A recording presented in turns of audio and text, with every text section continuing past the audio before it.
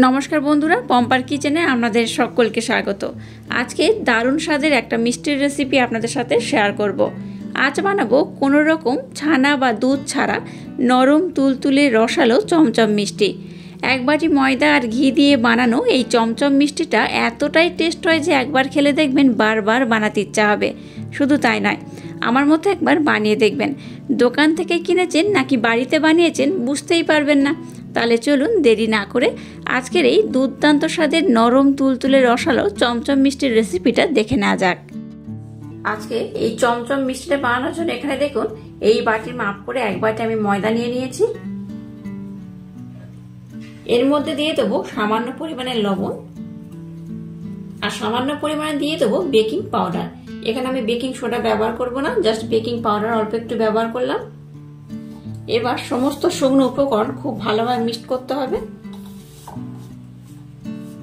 সমস্ত শুকনো উপকরণ খুব ভালোভাবে মেখে নিয়েছি। এবার দেখুন এখানে আমি নিয়েছি ঘি। ঘিটাকে একটু এইভাবে কিন্তু মেল্ট করে নিয়েছি। দিয়ে দেবো এখানে ঘি। ঘিটা দিয়ে খুব ভালোভাবে ময়াম দিতে হবে। যেহেতু এখানে আমি গুঁড়ো দুধ ব্যবহার করছি না, তাই কিন্তু একটু ঘিটা একটু বেশি দিয়ে যদি ময়াম দেন তাহলে কিন্তু এই মিষ্টিটা দুর্দান্ত খেতে হয়।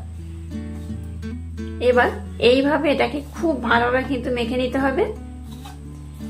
আবারও বলছি, যেহেতু এখানে আমি কোন রকম মিল্ক পাউডার বা গুঁড়ো দুধ কিংবা লিকুইড দুধ যেহেতু ব্যবহার করব না, সেক্ষেত্রে এখানে একটু যদি ঘি বেশি দিয়ে এটাকে ময়াম করে মাখেন তাহলে কিন্তু এই মিষ্টির স্বাদটা দ্বিগুণ বেড়ে যায়, অসম্ভব সুন্দর খেতে হয়।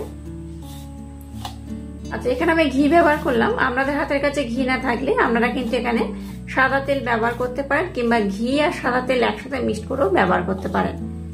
এই দেখুন এটাকে আমি খুব ভালোভাবে মেখে নিয়েছি। দেখুন কতটা সুন্দর হয়েছে। এই দেখুন এইভাবে মুঠি করলে দেখুন একদম কিন্তু মুঠি হয়ে যাচ্ছে, ফেললেও ভাঙবে না। জাস্ট এটাকে এইভাবে চাপ দিলে তবেই ভাঙবে। খুব ভালোভাবে এটাকে আমি ময়াম দিয়ে মেখে নিয়েছি। এবার এখানে দিয়ে দেবো জল।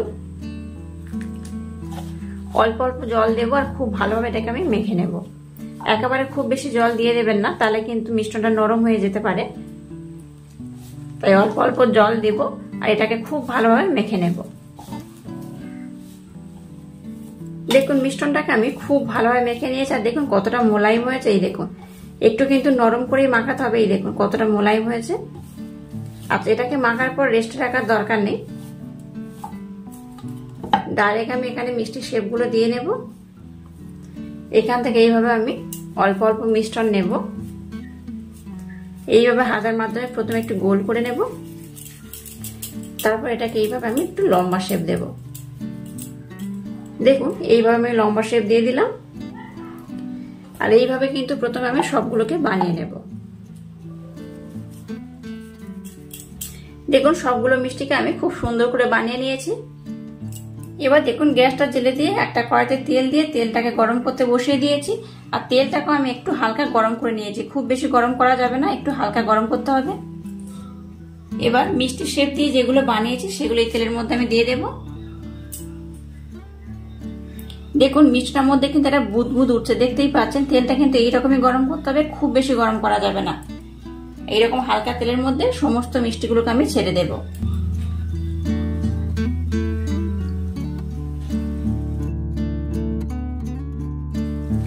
গ্যাসের ফ্লেমটাকে লো রেখে এটাকে খুব ভালোভাবে বানিয়ে নিতে হবে। আর এখানে কোন রকম হাতা কিন্তু ব্যবহার করবেন না। এইভাবে কড়াটাকে একটু ঘুরিয়ে ফিরে নেবেন, দেখবেন অটোমেটিক কিন্তু এগুলো তেলের উপরে ভেসে ফুলে উঠবে। আর এটাকে কিন্তু খুব বেশি লাল করেও ভাজা যাবে না, মিডিয়াম লাল করতে হবে। তো আমি আপনাদের দেখিয়ে দেবো কতটা লাল করলে এটা পারফেক্ট হবে। আর দেখুন এইভাবে ঘুরিয়ে ফিরে করলে অটোমেটিক কিন্তু মিষ্টিগুলো ঘুরে যাচ্ছে তেলের মধ্যে, দেখতেই পাচ্ছেন। আর অটোমেটিক কিন্তু এগুলো খুব ভালোভাবে বেশ অনেকটা বড় বড় হয়ে ফুলে যাবে, একদম বলের মতো হয়ে ফুলে যাবে। দেখতেই পাচ্ছেন বেশ কতটা ফুলে যাচ্ছে। একটা চামচে এই পিছন পোর্শনটা দিয়ে এইভাবে কিন্তু একটু নাড়াচাড়া করে দেব। দেখুন মিষ্টিগুলো কত সুন্দর কালার হয়েছে। দেখুন এবার এটাকে এইভাবে একটু উল্টে দেব। আমি আপনাদের জানিয়েছি যে খুব বেশি লাল আমি করবো না, মিষ্টিগুলোকে খুব বেশি লাল করা যাবে না। এইরকম একদম গ্যাসের ফ্লেমটাকে লো করে এইভাবে একটু হালকা লাল লাল করে ভাজতে হবে। দেখতেই পাচ্ছেন কালারটা কত সুন্দর হয়েছে।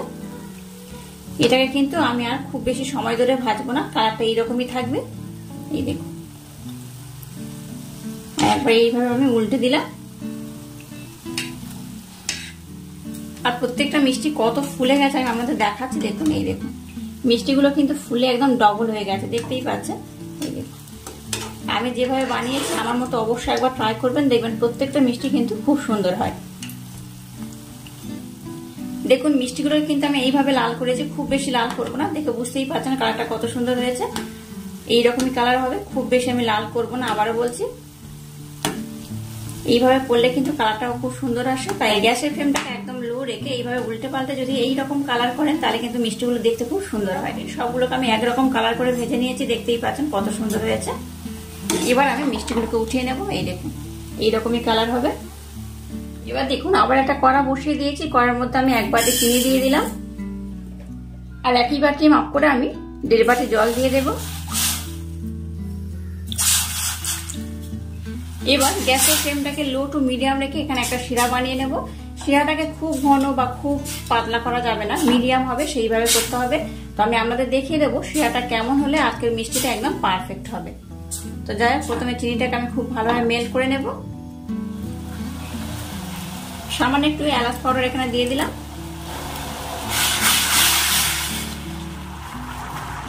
শিরাটাকে আমি 5 থেকে 6 মিনিট সময় দিয়ে গ্যাসের ফ্লেমটাকে লো টু মিডিয়াম দিয়ে জাল দিয়ে একটু ঘন করে নিয়েছি। খুব ঘন করা যাবে না, দেখুন আমি দেখিয়ে দিচ্ছি কেমন হবে। এই দেখুন একটু হালকা চিটচিটে ভাব হবে, এইরকম চিটচিটে ভাব হলেই হবে, খুব ঘন করে জাল দেওয়ার দরকার নেই। এবার ভেজে রাখা গরম গরম মিষ্টিগুলোকে এর মধ্যে আমি দিয়ে দেবো। এই শিরার মধ্যে আমি দিয়ে দিলাম।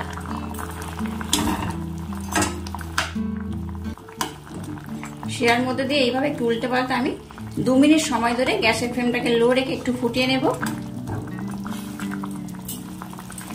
সমস্ত মিষ্টিগুলোকে আমি দিয়ে দিয়েছি, দেখুন কত সুন্দর দেখতে লাগছে। আর কালারটা কিন্তু খুব সুন্দর হয়, যখন চিনি শিরাটাকে অ্যাবজর্ব করে নেবে তখন দেখবেন মিষ্টিগুলোর কালার কত সুন্দর হয়। এইভাবে গ্যাসের ফ্লেমটাকে একদম লো রেখে এটাকে আমি 2 মিনিট সময় ধরে ফুটিয়ে নেব। মিষ্টিগুলোকে 2 মিনিট সময় ধরে ফুটিয়ে নিয়েছি। এবার আমি গ্যাসটাকে বন্ধ করে দিলাম। এবার এরকম গরম অবস্থায় এটাকে ঢাকা দিয়ে আমি 1 ঘন্টার জন্য রেখে দেব। 1 ঘন্টা পর আমি আপনাদের দেখাচ্ছি মিষ্টিগুলো কত সুন্দর হয়েছে। দেখুন মিষ্টিগুলো কত সুন্দর হয়েছে। আমি আপনাদের বলেছিলাম 1 ঘন্টা পর আমি আপনাদের দেখাবো, তবে 1 ঘন্টা কিন্তু সময় লাগেনি। আধা ঘন্টার মধ্যে মিষ্টিগুলো কিন্তু খুব ভালোভাবে ভিজে গেছে, নরম হয়ে গেছে। চিনির শিরাটাকে কিন্তু খুব ভালোভাবে অ্যাবজর্ব করেছে। এই দেখুন কতটা নরম, কতটা রসালো, কতটা তুলতুলে হয়েছে। এই দেখুন আর এর মধ্যে দেখুন কতটা শিরা ছিল, শিরা কিন্তু আরেকটুও নেই, সমস্ত শিরা কিন্তু এই মিষ্টিটা অ্যাবজর্ব করে নিয়েছে। দেখতেই পাচ্ছেন কতটা সুন্দর, কতটা অসম্ভব সুন্দর মজাদার হয়েছে, আর একদম নরম তুলতুলে স্পঞ্জি হয়েছে। প্রত্যেকটা মিষ্টি কিন্তু খুব ভালোভাবে চিনির শিরাটাকে অ্যাবজর্ব করে নিয়েছে আর খুব সুন্দর হয়েছে। এবার দেখুন একটা পাত্রের মধ্যে আমি গুঁড়ো দুধ নিয়ে নিলাম, 2 চামচ নিয়ে নিলাম। এবার দেখুন একটা মিষ্টি আমি নিয়ে নিয়েছি, আর মিষ্টিগুলো কিন্তু বেশ একদম ভিতরে খুব ভালোভাবে রস ঢুকে গেছে, দেখতেই পাচ্ছেন খুব ভালোভাবে অ্যাবজর্ব করে নিয়েছে। এবার এই গুঁড়ো দুধের মধ্যে আমি মিষ্টিটাকে এইভাবে একটু ডিপ করে নেব।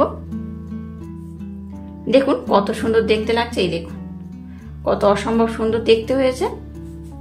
এইভাবে সবগুলোর মধ্যে কিন্তু আমি গুঁড়ো দুধ লাগিয়ে নেব, আর এইভাবে কিন্তু সবগুলোকে কোটিং করে নেব। আবারও একটা মিষ্টি আমি নিয়ে নিয়েছি, এইভাবে কিন্তু আবারও লাগিয়ে নেব। এই দেখুন কত অপূর্ব দেখতে হয়েছে। সবগুলো কিন্তু এই একইভাবে আমি বানিয়ে নেব।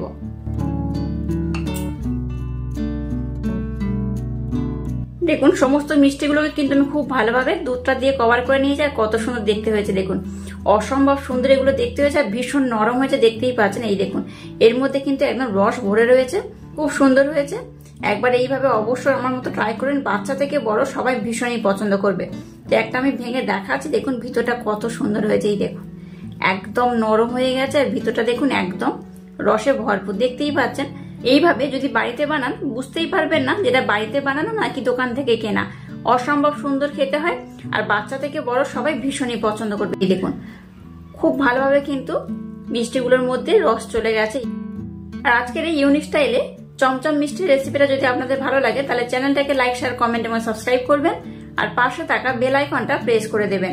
তাহলে টাটা, আবার দেখা হচ্ছে নতুন কোনো রেসিপি নিয়ে।